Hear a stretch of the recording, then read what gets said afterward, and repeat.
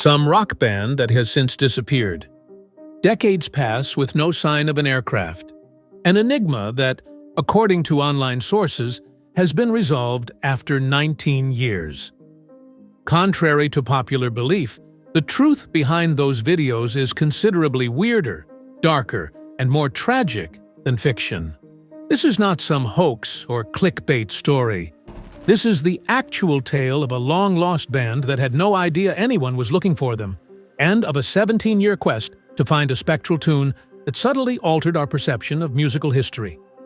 Even though YouTube is full with dramatic stories about missing musicians, the true story of Fex's Subways of Your Mind is about digital investigators, insatiable curiosity, and the shock of discovering that your adolescent mixtape is now the most intriguing unsolved musical mystery on the internet. A mixtape was the initial spark.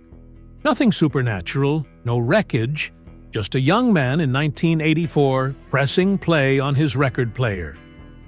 Unexpectedly, this recording would set in motion a digital detective narrative, an enigma that transcended MySpace, confounded the brightest minds on Reddit, and, in the end, reappeared with a revelation that caught everyone off guard. Return with me. At 1984, at Wilhelmshaven, West Germany, a 15-year-old called Darius sat in his bedroom with his sister Lydia, engrossed in music and equipped only with a Panasonic tape deck. They were in perfect harmony, as were many siblings of that time, pressing record at precisely the right moment to get tunes before the DJ could mumble over the start. On that particular day, an ethereal synth riff flared through the speakers, offering something unexpected. A gentle male voice sang, "Like the wind you came, flying beneath the sun." It sounded like a dream that you can only vaguely recall when you wake up.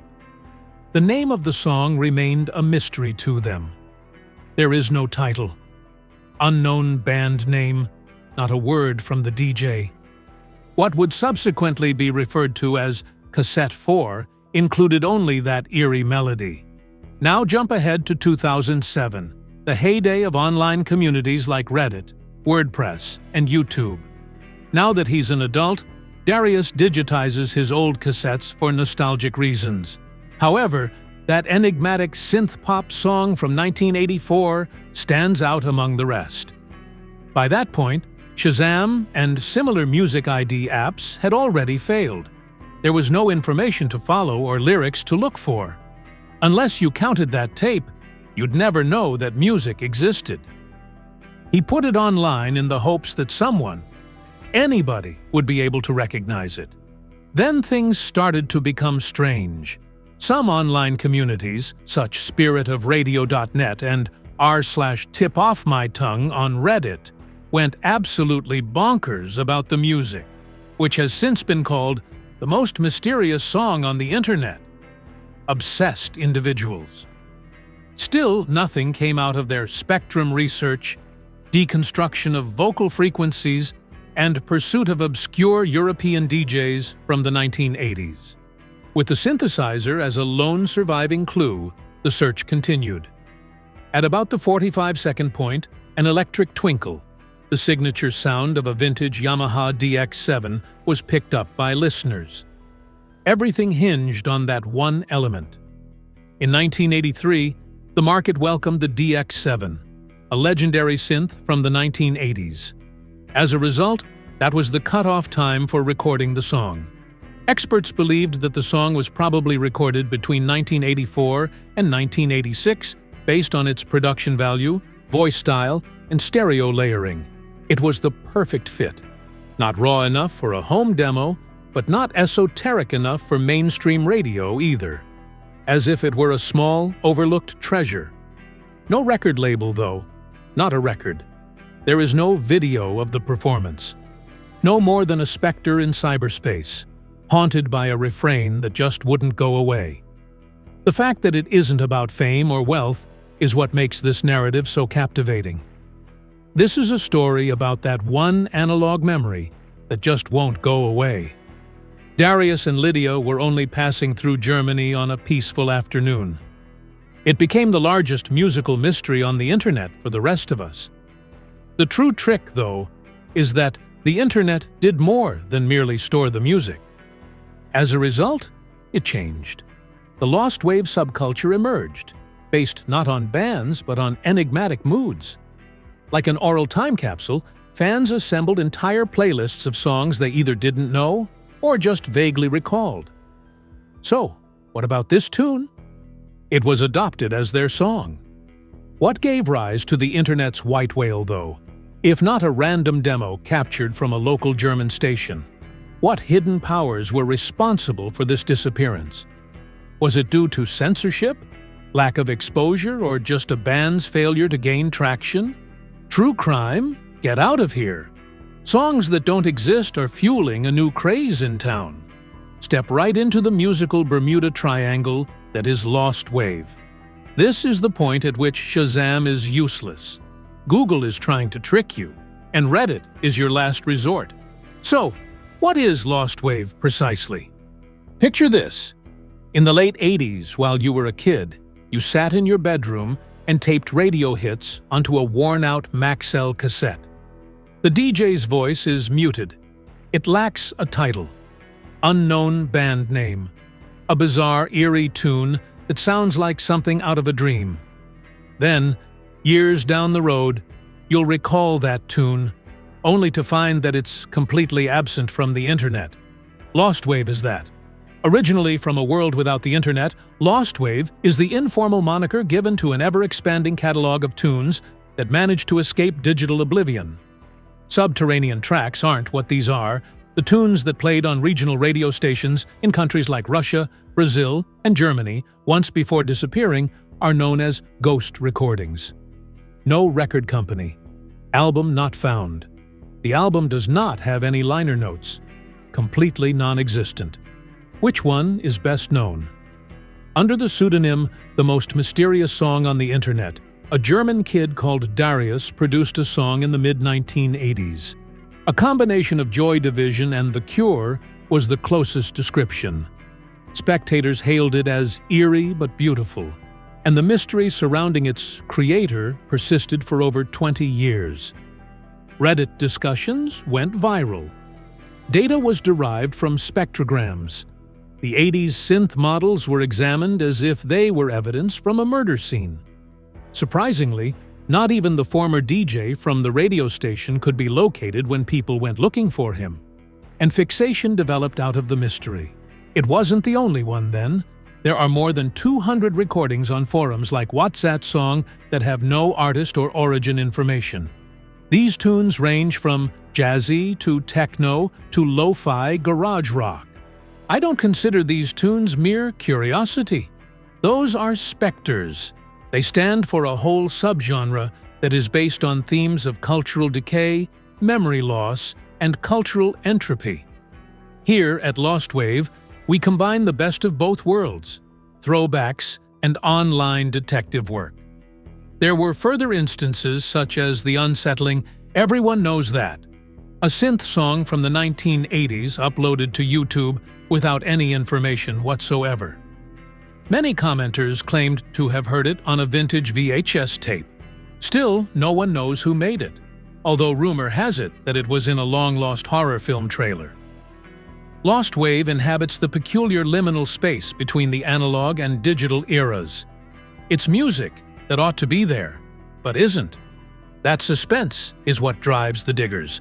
Even more enjoyable than viewing a bunch of recycled serial killer documentaries, let's be honest. Then why is it attractive? First of all, it's really participatory. Listeners that enjoy Lost Wave are more like digital archaeologists. They decipher radio jingles, search through tape archives, and reverse engineer accents. As a matter of fact, one user programmed their own neural net to detect antique reverb settings by analyzing the decay of waveforms. Well, that's really profound. Will your beloved deep cut eventually become a Lost Wave artifact? But isn't it already? Now, the really interesting part is this. This wasn't some obscure pastime. Reddit users turned it into a virtual battleground, analyzing regional dialects, drum machines from the 80s, and FM broadcast schedules from the Eastern Bloc. In a twist of irony, one user would solve the mystery of the most mysterious song on the internet by going against the grain. They paid no attention to the tunes at all.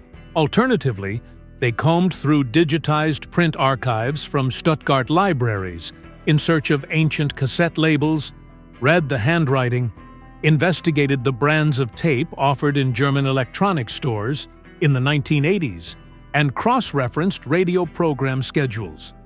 That is how it was discovered. Like the Wind was the name of the song by the band Reluctant Stereotypes, who didn't last long enough to release anything beyond demo recordings before disbanding.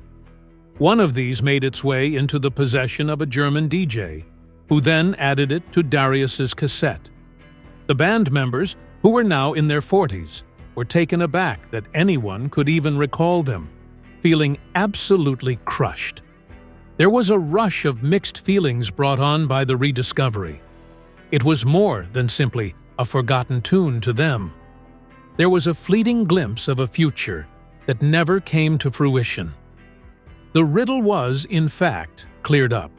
However, the impression it made. What makes Lost Waves so powerful is that eerie, almost forgotten musical quality. Cultural memory is delicate, as this incident shows, and whole sound can be digitally erased if only one label or name is lost. Still, Lost Wave manages to save music from the brink of oblivion with the help of widespread devotion, online detective work, and a dash of serendipity. A pixelated marvel, each rediscovery is. Set aside Shazam. Instead of an algorithm, a 23-year-old graduate student from the Netherlands with a grudge against dead ends held the key to unraveling this enigma. Introducing Marijn, a gentle-mannered Dutch computer science student who became completely engrossed in a musical mystery. He goes by the internet handle Marijn11412. Whose preferred weapon is it? In its place, we found some antiquated resources, a Reddit tab that hadn't been closed in 5 years, some newspaper clippings, and some audio forensics laboratories. This went beyond mere research. Caffeine and online fury drove the plot of this slow-burn thriller. Return with me. An eerie synth-pop track was uploaded to a German radio bulletin board in 2036. In the grainy, you run to release it in a low-bit format. There is no title. Known band name. Just a feeling. A melancholy, vintage atmosphere. No one was able to trace it back for over 20 years. Neither Spotify nor Discogs nor even the depths of SoundCloud had it. The most mysterious song on the internet was the moniker given to it by Redditors, and thousands of people attempted to decipher it. For those seeking answers online, the subreddit The Mysterious Song became the starting point. False positives were identified, dead ends were pursued, and even elderly radio DJs were emailed. The identity of the musician responsible for that synth track remained a mystery for 17 years, until Marijn arrived. Things start to take a dramatic turn now. Marijn found something peculiar in a column from 1984 while perusing the history of a regional German newspaper named Nordwest Zeitung. The listing for the Horfest regional music competition was tiny and nearly unremarkable. Nothing flashy. This is only a regional showcase for emerging German musical acts. A name that sent shivers down his spine, though, was Fex, which was mentioned among the performers. Fetz, a new wave band that purportedly disbanded as soon as the 1980s came to a close. Not a single album. There is no streaming availability, totally unrelated to any one local contest. Also, the solution to a riddle that had persisted long after MySpace had disappeared. Then what exactly did Marijn do? He accomplished just what anyone would wish for when confronted with a synthwave-encased mystery that remains unresolved. He located the first panel of judges for the competition. He reached out to people who had worked as radio DJs at one point. Although they hadn't done anything since before Google existed, he nevertheless went so far as to write letters to the Horfest organizers. There wasn't an algorithm at work here. In this digital era, this man was going completely analog. And you know what? The result was satisfactory. Lost in the muck of the Nordwest Zeitung's archives, Marine uncovered a tape of the 1984 Horfest finals, when Fex had played a song named Subways of Your Mind. The chord progression was spot on. A similar unsettling synth introduction. The same enigmatic voice variation. A determined student, rather than a corporation or algorithm, had located the music that had plagued Reddit for 17 long years. Things get pretty meta-level now. Fex wasn't just some obscure hero. Neither were they innovative or repressed by the establishment. They were little more than a band of youthful dreamers who sang a single song, won a local talent event, and then broke up. At the height of their glory in 1984, when they won Horfest, nobody remembered them until 2024. The irony is palpable. The artists behind a song that became ubiquitous online, a buzzword in message boards and thought pieces, essentially lost touch with it after its release. We must inquire, before proceeding with the narrative, whether you are capable of deciphering a riddle by utilizing newspaper articles that predate your parents. The point of this entire arc, though, is too important to overlook. To begin, the strength of a united front. It took years of collaborative work from many people to solve this enigma. A trail of controversy on Reddit throughout the world. Various sounds. Forums in Germany. Countless hours of labor. It so occurred that Marin was the one who played the last note on the piano. Secondly, the way this concludes is rather lyrical. Fex, a band that vanished long before the internet existed, inadvertently got immortalized, not by fame but by their own oblivion. Their sole surviving recording eventually became digital legend. While searching for them, their single song received far more plays than it did upon release. Last but not least, let us value its commentary on music. Some songs are easy to sing along with. A few become viral. However, Subways of Your Mind stayed with me since it had an eerie quality to it. People were drawn to it not because it was flawless, but because it evoked a sense of a lost and forgotten treasure. The sound was a raw, strangely melancholy, and like it had been cut from a film that was never created. There were 4 Kiel kids in the 80s who had an idea and formed Fex. They became unintentional legends in 2024. They despised it. Michael Hadrich, who is now 68 years old and runs a small studio in Munich, got a direct message from an anonymous Reddit user named Marie-114-2012. That was the beginning.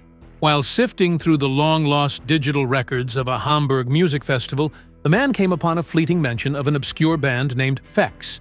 He wanted to know if Hadrich had any recollections of that time, so he contacted him out of pure curiosity. Perhaps a few vintage records. Demos. A picture, too. In his storage, Hadrich discovered several tapes, rough recordings from the band's early days, and was astonished but entertained. He likely thought it would be the last time he sent them across. On the other hand, it wasn't. Shortly thereafter, Marie-114-2012 revealed the most surprising thing. The strange music on the internet, Subways of Your Mind, was really one of the songs. The song that internet sleuths, music historians, and Reddit investigators have been fixating on for almost 20 years. All the while, it remained buried in a Munich drawer, collecting dust. Michael didn't waste any time contacting Norbert Zierman and Ture Ruckwart. Both men responded with the same level of shock. Fair enough, Fex certainly never made it in their prime. Those songs weren't going viral. The stadiums weren't hosting their games. They weren't special. They were simply another struggling German new wave band. In 1984, they played a few performances around Kiel, made a 6-track tape, and dreamed of entering a newcomer competition. After that, they faded from memory, just like other high school bands before them. By the late 1980s, FX had concluded, ignored even by their own eyes. Suddenly, decades later, everyone on the internet is scrambling to track them down. They had moved on for the majority of their lives.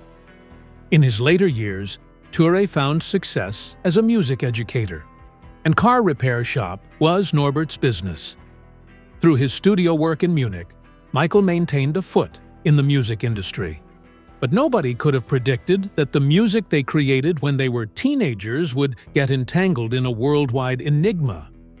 The most peculiar aspect, at least no one recalled ever recording Subways of Your Mind, at least not in the outset. Hearing it again was like listening to an unknown person humming in the corridors of their history. It had been buried so deeply in time and tape hiss.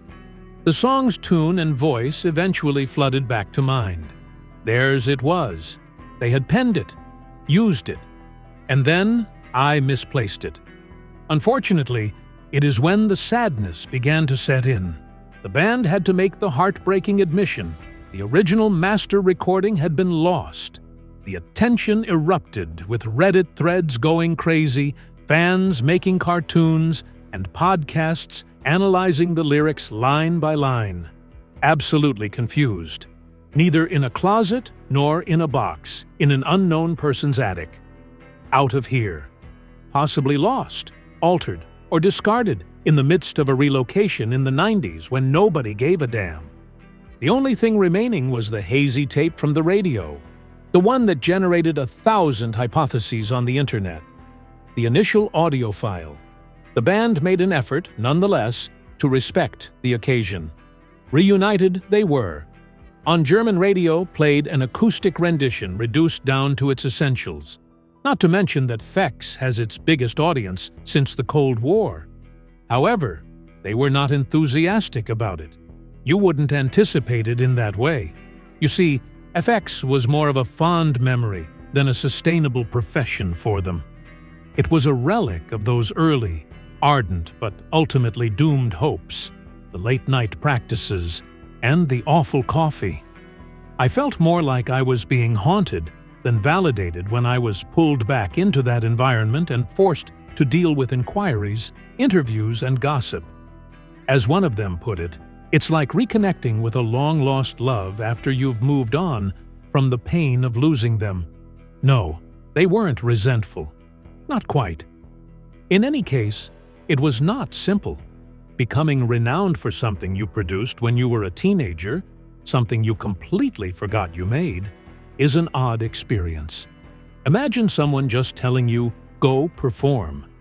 The only difference is that your audience now spans countries, includes individuals born after your breakup, and knows more about your song than you do. It's like being handed a time machine without an instruction manual. It wasn't about who they were. The mystery was what made them famous. This is the legend. That riddle that the web finally put to rest. They served only as the presentation's last slide, and the response. For that reason, the FX narrative is so heartbreaking. Why? Because it lacks the makings of a traditional story of redemption. It has nothing to do with giving veteran rockers a second chance. The story revolves around the fact that anything may become a viral sensation on the internet, and that the process might feel more like a burden than a source of pride. Still, they drew closer. They leaned forward, albeit hesitantly at first. Reunited as a band, they remastered the remaining recordings after salvaging as many as they could. And now, in July of 2025, they're releasing a legitimate first album. Not a tribute or reissue, but an album in its own right. There's new songs they've composed since The Secret was revealed, as well as cleaned-up versions of older recordings. The band, now in their 50s, is attempting to wrap up a sentence they never expected to complete. Almost poetic, really. You form a band in the 1980s. A breakup occurs. You experience life. Afterwards, the digital era firmly grasps a snarled thread from that band. Trying to make sense of a history that just won't go away, you find yourselves back in the studio all of a sudden, with fans hailing you as legends. If your high school band was to reform in response to an online demand, Would you do it? Or would you destroy the recordings? This isn't only a song, it's about the aftermath of being unexpectedly confronted by one's history. It all comes down to legacy, whether desired or not. Also, the impact of our story might be greater than we ever thought. It wasn't about fame for Fex. The key was to be located. Then it was a no-brainer. Either go back into hiding or get down to business with the music. They opted to participate. The entire internet was captivated for a brief moment. A cautionary tale, not a victory, is Fex's story. When a specter is brought back to life over the internet, what happens if the specter does not wish to be located? At that point, this peculiar narrative begins to resemble an analog horror series more than a triumphant victory lap. Just picture a riddle so alluring it becomes holy, an elusive tune that becomes a treasure trove for internet sleuths. Envision yourself fixing it, just to later come to the realization that perhaps you shouldn't have. The truth is this. This is what transpired. It took nearly 20 years for the song, the most mysterious song on the internet, to be identified as Subways of Your Mind by Fex, a relatively unknown band from Kiel, Germany in the 1980s. Redditors were ecstatic, YouTubers were in a frenzy to create explainer videos, and Spotify experienced an increase in plays as soon as the answer was revealed. But what about the guys who wrote the song? The get-together lacked sentimentality. They were unprepared for the digital specter that followed them. This is when the fairy story becomes complicated. Fex was never one to agree to become legendary. The ethical floodgates opened once the code was cracked by the sleuths. Disagreement arose in online communities, media outlets, and podcasts over whether or not the search was genuinely an effort to honor artists.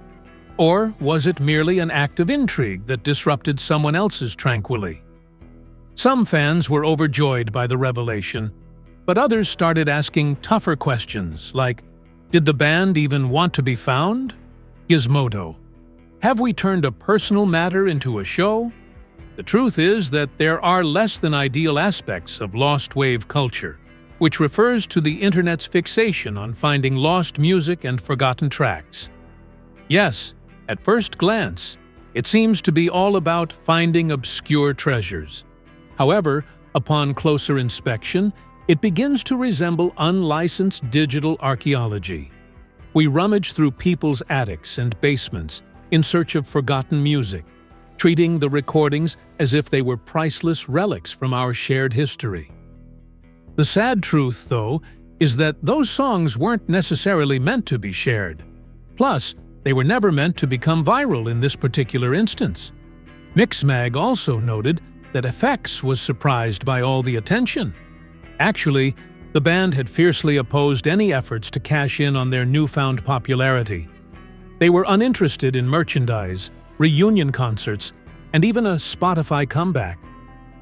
Regardless, the song was uploaded, and, for a little while, Subways of Your Mind was available for streaming, searching, and public consumption. However, the band members were debating the implications of that behind the scenes. It was almost pulled for an instant. The creators of the song you spent so long attempting to identify almost removed it from the web. Why? Since this was not a welcome home, the exposure was repeated. That wasn't nostalgia. That was intrusion, in the band's opinion. That was then. While another started a little car repair business, one went into education. In the days when cassettes were king, their aspirations to be rock stars had quietly faded away. Resurrection was not something they requested. Despite this, they were still there, with their creative judgments from 1984 scrutinized in detail in 2024 via articles and podcasts. What if, before you even had coffee in the morning, a teenage demo was reviewed all around the world? This is where the terrifying part begins. Those strange analog horror videos on YouTube, from Local 58 and Gemini Home Entertainment, the ones that combine creepiness with nostalgia? It was eerily similar to that when Fex came back. Like a distorted VHS, the long-forgotten band began to flicker back into the broadcast. The music wasn't enough to satisfy the fans. They required backstory as well. Their search for significance was intense. There was no esoteric plot behind Subways of Your Mind, nevertheless. A drum machine and 4 men made it. That chasm between the fantastical and the mundane, as it exists on the internet, it was something that truly unsettled them. The mental toll is also not imaginary. The original member, Michael Hadrich, was completely floored when he saw the Reddit post that recognized the song. At that point, the members of the band understood that this wasn't an accident. No one had asked them to join the worldwide manhunt.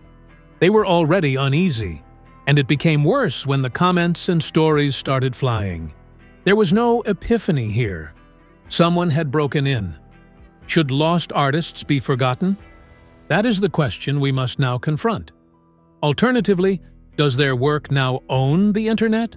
For the simple reason that every long-lost MP3 and dusty cassette has a backstory, if you look closely enough.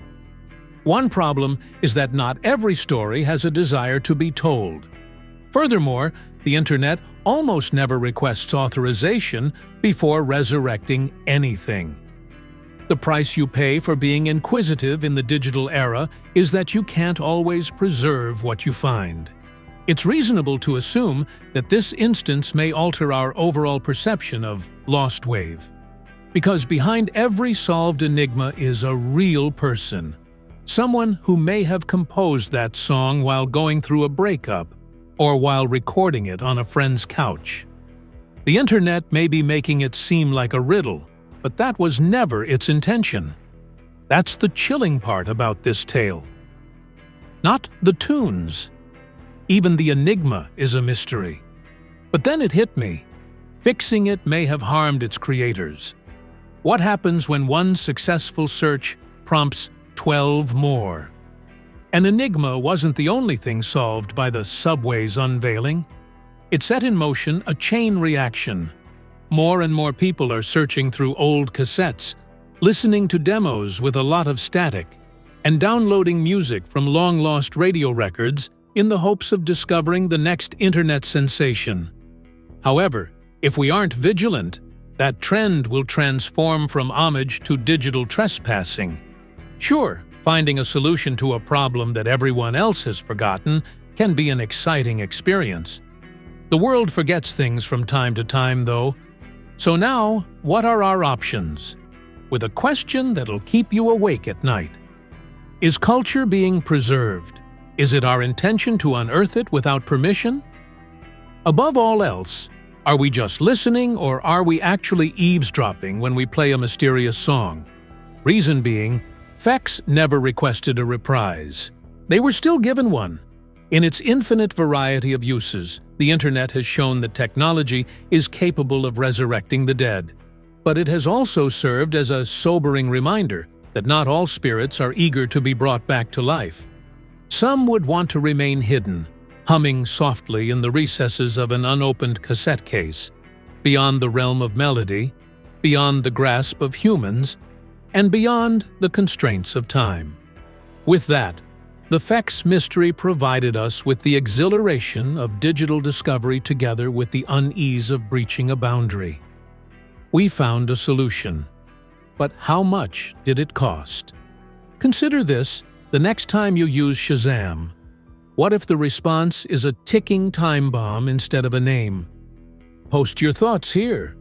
Was this a success or a failure?